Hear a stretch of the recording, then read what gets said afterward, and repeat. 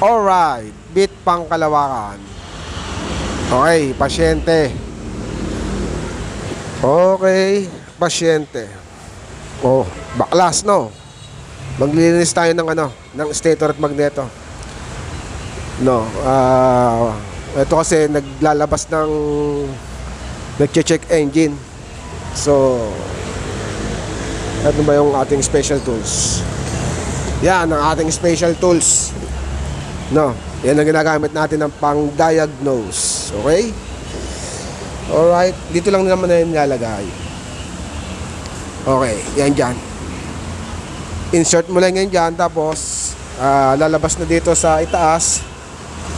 Yan, yan, sa itaas na yan. Lalabas na ang check engine.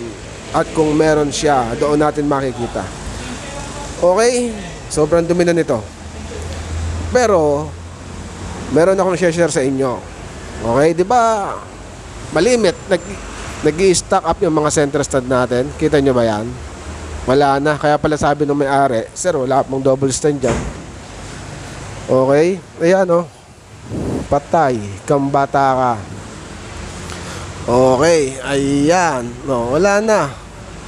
Todas na. No. Nabasag na yung crankcase na pinagkakabitan ng center stand.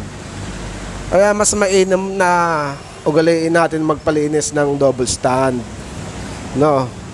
Pa-maintenance natin, isama natin sa PMS natin ng double stand. Okay? Para maiwasan yung mga ganyang senaryo. Tulad niyan, no. Todas na to ngayon. Oh, basag dito, basag sa kabila. Alright? Mura lang naman ang pa-maintenance ng ganyan. Okay, yung butas, oh, wala na. Negative na to, hindi na makakabitan ng double stand. Alright, so yan lang, share lang. Sama nyo sa PMS yung ating double stand. Okay, rock and roll.